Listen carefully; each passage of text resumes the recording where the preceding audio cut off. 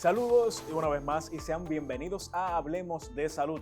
Yo soy el periodista y moderador de este espacio, Isaac Rosado Santos. Agradecidos como siempre por su sintonía, porque como usted sabe, siempre aclaramos cada uno de los temas que usted tiene en el tintero, esas dudas, esos cuestionamientos sobre el mundo de la salud e invitamos semanalmente a diferentes profesionales para que las aclaren y al mismo tiempo nos eduquen. Por ello, como siempre, hoy no es la excepción y se encuentra con nosotros el neurólogo, el doctor Jens Suero. Doctor, gracias por acompañarnos. Saludos, gracias por la invitación.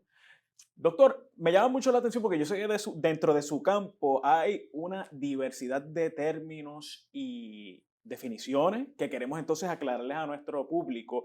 Pero antes de ello, yo sé que el sistema nervioso, doctor, se divide en lo que es el cerebro, según repasé en mis notas, y en la médula espinal. También, por otro lado, entonces en las células nerviosas que controlan los movimientos voluntarios e involuntarios. ¿Cómo lo pudiéramos desglosar para quienes nos sintonicen lo puedan entender? Saludos. Básicamente lo podemos dividir en esas dos partes, lo Perfecto. que es el sistema nervioso central, que constituye lo que es el cerebro y lo que es la médula espinal, y también incluye lo que es el cordón espinal. Luego Mm, de esa área sale lo que es el sistema nervioso periférico, ok. que básicamente es lo que lleva los nervios hacia todas las otras partes del cuerpo. ¿Hay una que sea más importante que la otra o ambas tienen una función vital? Ambas tienen una función vital y trabajan al unísono. Ok. Básicamente el cerebro manda la señal a través del cordón espinal Ujú. y luego de ahí se esparce hacia el cuerpo a través de los nervios. Doctor, yo sé que hay unas complicaciones que se pueden ver de manera lenta, pero que entonces ya de alguna forma u otra, y especialmente dentro de la población de adultos mayores, salen a relucir. ¿Cuáles son estos problemas degenerativos que vemos en los pacientes? Eh, pues hay varias diferentes condiciones que pueden afectar el sistema nervioso, principalmente cuando hablamos de cambios degenerativos, estamos hablando del sistema nervioso central, el cerebro. Esos cambios van a ser diferentes, depende de qué parte del cerebro se afecte. Ok. Hay condiciones degenerativas como Parkinson, Alzheimer, esclerosis múltiple, entre otras, Ujú. que afectan diferentes partes de ese cerebro y dependiendo qué parte se está afectando, ahí es que sabemos qué síntomas puede entonces presentar ese paciente. Yo quiero que nos detengamos ahí, entonces las desglosemos cada una porque quizás nuestra radio audiencia tiene dudas. Empecemos con el Parkinson, doctor. ¿Cómo se refleja el Parkinson y cómo se determina que un paciente pues, padece del mismo? Ok, pues el diagnóstico es clínico, o sea Ok. que tenemos que hacer un buen examen neurológico para saber entonces si el paciente tiene esta condición. Es una condición degenerativa de un área específica del cerebro que se llama la sustancia nigra, que esa parte se encarga de básicamente producir lo que se llama dopamina. Mm, La dopamina es un neurotransmisor. ujú. Ese neurotransmisor ayuda a que nuestros movimientos sean fluidos y que podamos tener un buen movimiento motor fino. Ujú. Si eso se afecta y tenemos una degeneración en esa área, comenzamos a tener los síntomas que son de Parkinson. Que entonces vemos algún tipo de movimientos involuntarios en las manos o en las piernas, ¿correcto? Correcto. Movimientos involuntarios, rigidez, movimientos lentos y desbalances son los síntomas motores más comunes. Tiende a confundirse esta condición, doctor, con otra, porque sabemos ya que quizás cuando una persona comienza a ver estos movimientos, y quiero segmentarlo en términos de las manos, considera rápidamente que es Parkinson. Cuando no es así, tiende a confundirse con cuáles otras condiciones. Pudiera confundirse, hay otras condiciones que pueden dar temblores en las manos o en las piernas, en Ok. cualquier área del cuerpo. Entre ellas, por ejemplo, está lo que es el temblor esencial, que Ujú. no es una condición progresiva y degenerativa como el Parkinson, Ok. pero también causa un temblor, que la gente usualmente cuando va a evaluarse Ujú. piensa que lo que tiene es Parkinson, en realidad puede ser otra cosa. Se ve frecuentemente dentro de la población de la edad de oro, doctor. Sí, es la edad más frecuente con la que podemos ver la condición, usualmente a partir de los 60 es lo más común, pero se Mm. puede ver en todas las edades. Principalmente hay un subtipo genético que Ok. usualmente se ve más joven, pero ese es más raro. Usualmente el que es idiopático Ujú. o el que es al azar es el que es más común. A mí me gusta aclarar las dudas de quienes nos sintonicen, doctor, y yo sé que se comenta frecuentemente que el Parkinson se hereda. ¿Esto es correcto o es un mito? No es un mito, en parte es correcto. Lo que sí hay que saber es que no todos los tipos de Parkinson son genéticos. Mm, Hay otros que son al azar, ok. ¿verdad? Que es el idiopático. Hay otros que son de origen a una secuela, a algo que sucedió. Por ejemplo, un derrame en el área específica de donde se produce dopamina, pues Claro. podría causar también Parkinson o parkinsonismo, ¿verdad? Es el término que se utilizaría en ese aspecto. Claro. Pasemos entonces a la esclerosis múltiple, doctor. ¿Cómo pudiéramos definirla? ¿Cuáles son esos síntomas que se ven? La esclerosis múltiple también es una condición del sistema nervioso central y usualmente se ve en personas más jóvenes, más en mujeres que en hombres, y pueden haber lesiones en cualquier parte del cerebro. Depende de dónde salga la lesión, va a ser el síntoma que presenta. O sea que un paciente con esclerosis múltiple pudiera presentar con síntomas visuales, Ujú. como también pudiera presentar con síntomas de pérdida de movimiento o pérdida de sensación. Todo va a depender de dónde se desarrolle esa lesión. ¿Cómo se diagnostica, doctor? Si hay de alguna manera. Hay unos criterios específicos para esclerosis múltiple, que se Ujú. llama el criterio de McDonald's. Usualmente se usa mucho la información que nos pueda dar una imagen, lo que es un MRI, y además del examen neurológico clínico, y en algunas ocasiones va a ser necesario hacer unos estudios adicionales, como lo que es una punción lumbar. Ya entonces el tercero que capta mi atención, y yo sé que puede ser uno de los más mencionados, es el Alzheimer, doctor. Cuando una persona por lo general escucha esta condición, causa mucho temor. ¿Cómo se pudiera definir entonces el Alzheimer y si se ve más allá desde antes de la edad de oro? Básicamente el Alzheimer también clasifica como una condición degenerativa. Okay. Usualmente afecta inicialmente lo que son los lóbulos temporales en el cerebro y en esa área está enfocada mucho lo que es la parte de la memoria. O sea que los síntomas iniciales que vamos a ver en una condición de Alzheimer es problemas progresivos de memoria. Eso se va agudizando Okay. y vamos viendo entonces que el paciente va comenzando a tener problemas en sus actividades del diario vivir. Mm. Cuando ya eso está afectado, ya ahí podemos clínicamente saber si el paciente tiene la condición o no. Aparte de esas señales que se ven en su rutina diaria, ¿hay algunas otras que pudiesen levantar bandera y entonces pues ya se pudiese decir que está comenzando? Obviamente esto pues se confirma ya con unos análisis y demás, pero ¿cuáles son esas señales, doctor? Usualmente lo principal es la memoria inmediata. Ok. Eh, y muchas veces el paciente no se da cuenta, sino quienes se dan cuenta son los familiares. Mm, Comienza a ser algo repetitivo, claro. comienza a preguntar algo que preguntó tal vez el mismo día o el día pasado, múltiples veces, comienzan a tener problemas en el hogar, por ejemplo, se le queda la estufa prendida, Ujú, eh, ponen cosas donde no van y ujú, después piensan que alguien se las llevó, cosas así por el estilo que ujú. entonces sugiere que ya se está afectando sus actividades diarias. Aprovecho entonces para preguntarle, doctor, ¿hay alguna manera de frenar lo que es el Alzheimer? En realidad, como tal, frenarlo no lo hay. Vale. Sí hay algunos, por ejemplo, tratamientos farmacológicos Ujú, y mantener al paciente activo en lo que es hacer crucigramas, leer, hacer actividades mentales ujú, que pueden atrasar que pierdan todas sus funciones. ok, Pero como tal, frenar la condición, no. eso hasta el momento no lo tenemos disponible para uso. Claro. Le hago la misma pregunta que cuando estábamos en el tema del Parkinson. ¿El Alzheimer se puede heredar? Al igual que en el Parkinson, también hay un subtipo genético Okay. y también debutan en una edad más temprana.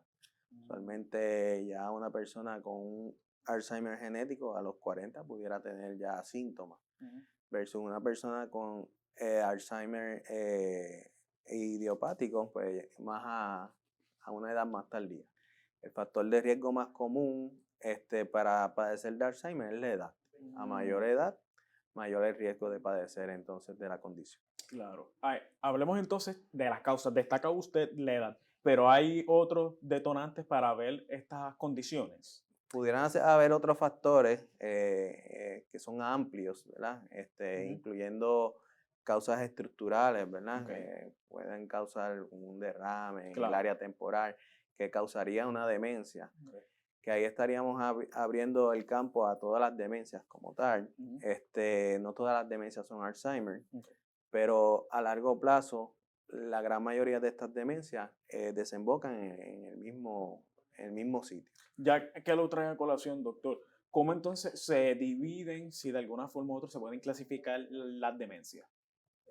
Básicamente, la clasificación va a ser por dónde inicia el daño. Ok, Por ejemplo, si el daño es en la parte frontal, usualmente ese es un poco más rápido y progresivo, ok. puede ser una demencia frontotemporal. Mm, Realmente tiene que ver mucho con el comportamiento de la persona que cambia drásticamente ok. y entonces luego va avanzando. Versus el área temporal, que es la del Alzheimer, que tiene que ver mucho con memoria. Está lo que es la demencia de Lewy Bodies también, que esa es bastante acorde o pegada a lo Ujú. que es Parkinson, Ok, porque da síntomas similares al Parkinson, en adición a una demencia. ok. Y dependiendo de cómo inicia los síntomas, pues uno puede ir clasificando qué tipo de demencia puede tener el paciente. Claro, ya teniendo entonces definido todos estos conceptos, doctor, ¿cómo es la dinámica que comienza desde que el paciente llega a donde usted en MMM Multiclínica? Usualmente ellos llegan con una queja, Ok, ¿verdad? Ya sea de memoria, ya sea de movimientos involuntarios, ujú, caídas, problemas de balance. Le hacemos todo un historial completo ok, de cómo comenzó todo, cómo fue evolucionando, qué cosas sucedieron. Hacemos un examen clínico neurológico completo y luego de eso, pues hacemos ciertas aseveraciones de qué cosas pueden ser. De ahí pasamos entonces a hacer los estudios o laboratorios pertinentes claro. para las sospechas que tenemos diagnósticas, pues poder saber si estamos correctos en lo que estamos Ujú. sospechando. Esto lo he hablado con otros doctores y doctoras que se han sentado aquí con nosotros, doctor, y es el hecho de que cada caso es personalizado, porque en muchas ocasiones se tiende a atribuir un paciente de que tiene estos síntomas que pueden compararse con otro, pero no necesariamente es que tienen la misma condición, ¿correcto? Eso es correcto. Eh, Cada caso es individual. Ujú.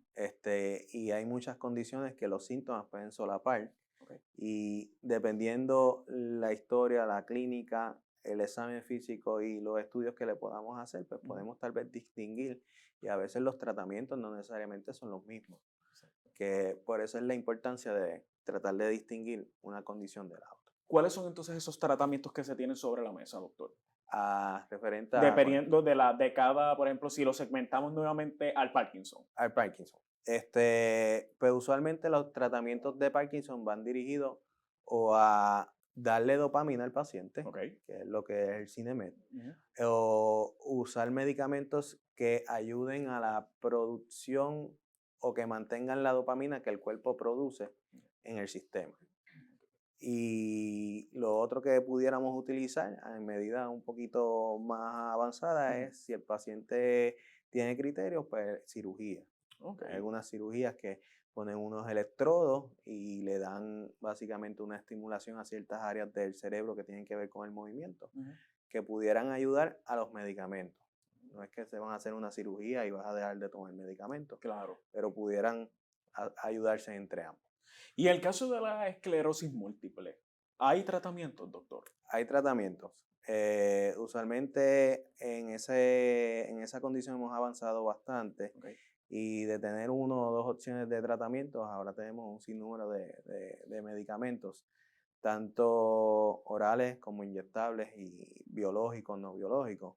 Y lo que antes era una condición que en pocos años te incapacitaba por completo, pues ahora con los tratamientos pues pueden llevar una vida casi totalmente normal, Claro. Y por último, y no menos importante, el Alzheimer, doctor. el Alzheimer. Eh, el Alzheimer tenemos medicamentos disponibles para manejar algunos síntomas que va Vale. presentando el paciente, pero no para detener entonces el progreso de la condición.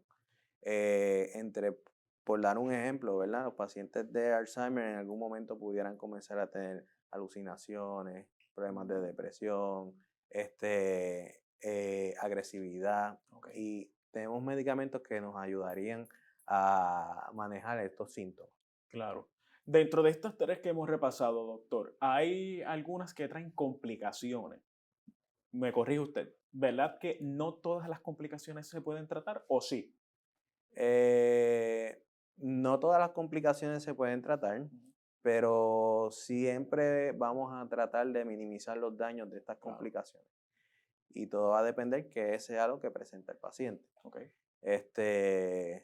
Por dar un ejemplo, Ujú. si un paciente de esclerosis múltiple quedará hemipléjico, que es problema de fuerza de un lado completo del cuerpo, pues podemos darle antiinflamatorios para bajar la inflamación de esas lesiones que pasan, Claro. y luego darle terapia física a través de un fisiatra y otras cosas para am- m- que sea menor básicamente el daño que tiene ese paciente. Claro. Doctor, hablemos de la otra cara de la moneda. Aparte del paciente, existen cuidadores, familiares, seres queridos y amigos que comparten el amor y también de igual están ahí mano a mano con este paciente.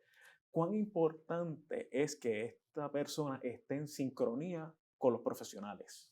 Es sumamente importante, dado que estas personas en muchos casos son las que van a hacer las actividades del diario vivir de estas personas, van a ser dependientes de ellas. Y muchas veces estos cuidadores necesitan una línea de apoyo, ¿verdad? A veces si tiran la carga completamente hacia ellos, pues se pueden enfermar ellos mismos, Claro. ¿verdad? Pueden tener condiciones de estado mental, ¿verdad? Y otras cosas. Y entonces no les va a permitir darle un buen cuidado entonces al paciente. Claro. Yo le pregunto, doctor, porque en muchas ocasiones no se habla de los efectos que tiene, y lo hemos conversado aquí, lo que es el síndrome del quemazón, que se Ujú. ve, del cual no se habla, pero que es importante también desconectar y tener algún tipo de relevo, que entonces otras personas también pueden estar hombro con hombro y rotarse, si es que se tiene la oportunidad, correcto. Correcto, correcto. Doctor, de igual, quisiera preguntarle, porque yo sé que muchos de los pacientes llegan a su consultorio y desafortunadamente presentan un estado avanzado de cualquiera de las condiciones que hemos estado hablando y de otras. ¿Cómo se trata, doctor? Porque yo sé que se requiere de mucha sensibilidad.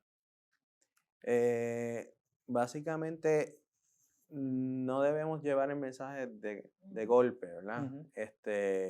Sí podemos preparar al paciente y al familiar de que si hay alguna condición sucediendo, Claro. que pudiera avanzar Ujú. y empeorar, que vamos a tratar de usar los tratamientos disponibles, ¿verdad? Para Ujú. mejorar su calidad de vida Claro. y qué podemos esperar a largo plazo.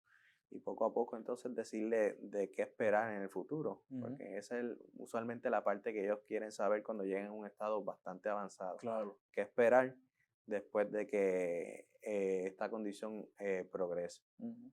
En MMM Multiclínica, doctor, yo sé que hay una batería de profesionales y le pregunto por el área psicológica, porque yo sé que cuando se le brinda un diagnóstico a estos pacientes, tiende a lacerarse de manera significativa el área emocional y mental. ¿Cómo se trabaja ustedes en esa dinámica junto a los profesionales del campo de la psicología o la psiquiatría? Usualmente tenemos disponibles los recursos, ¿verdad? En la Ujú. clínica, y que inmediatamente que se identifican estos pacientes, Ujú. se le hace un referido para que sean evaluados y tratados por estas especialidades, tanto psicológicas o si necesitan algo más como medicamentos pues, psiquiátricos. Claro. Usualmente se hace dual, se hacen ambas cosas, y hacemos un equipo interdisciplinario para poder manejar entonces el paciente mejor. Hablando de pacientes, si usted pudiera brindarnos, ya ha destacado, pero ejemplos de cómo es esta dinámica desde que llegan hasta que entonces ya llevan un cierto tiempo, supongamos 3, 6 meses, un año con usted, doctor. En el caso de neurología, gran mayoría de las condiciones que nosotros tratamos son crónicas. O sea que una vez un paciente llega a nuestras manos, usualmente lo estamos viendo el resto de su vida. Claro. Inicialmente el paciente llega con mucha timidez, Ujú, asustado, ujú. y en el camino pues se desarrolla un bonding, ¿verdad? Claro.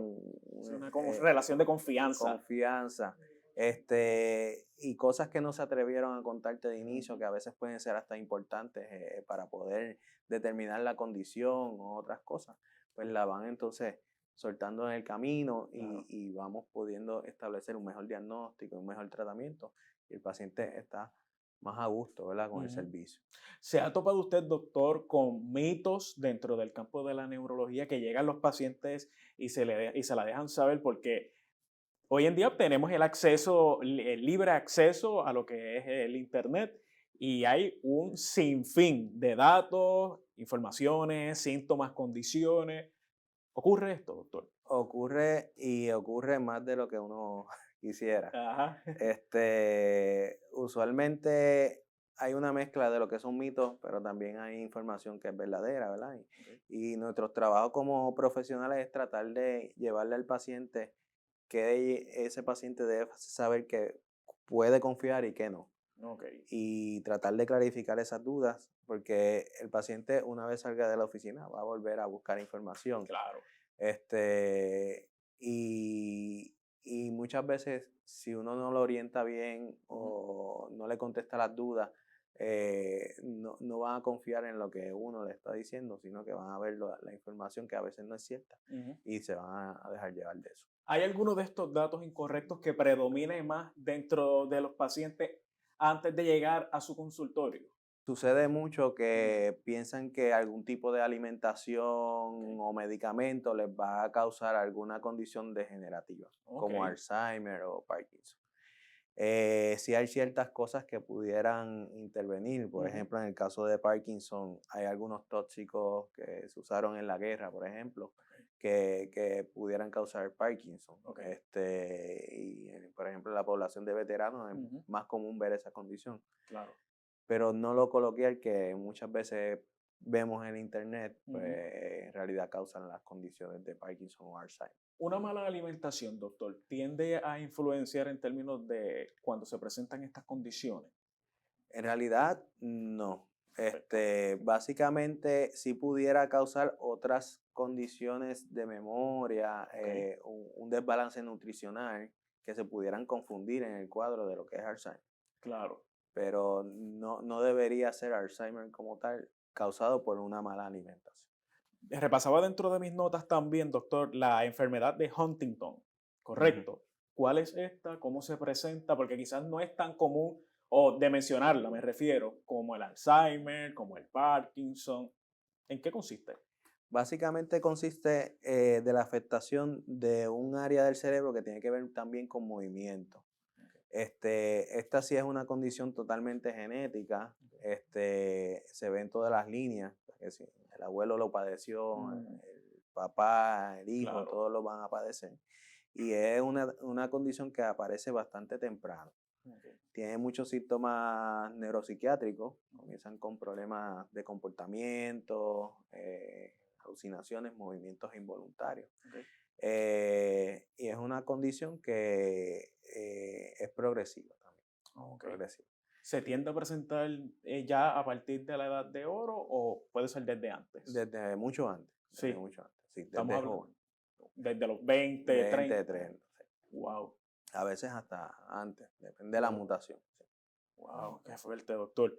De igual ya, entonces, para ir resumiendo, doctor, ¿cuáles son esas recomendaciones que tienen a la mano quienes nos sintonicen a esta hora y a qué deben de estar pendientes en términos de si tienen algún paciente dentro de lo que hemos ya estado conversando? Básicamente es importante que los familiares estén pendientes a lo que es memoria, síntomas focales, y me refiero a algún lado del cuerpo que esté afectado, Ujú. el balance y cualquier síntoma que ellos vean que está sucediendo recurrentemente o que esté progresando y se vea diferente, que busquen asistencia médica y que podamos entonces ver si es algo que necesita algún tipo de tratamiento.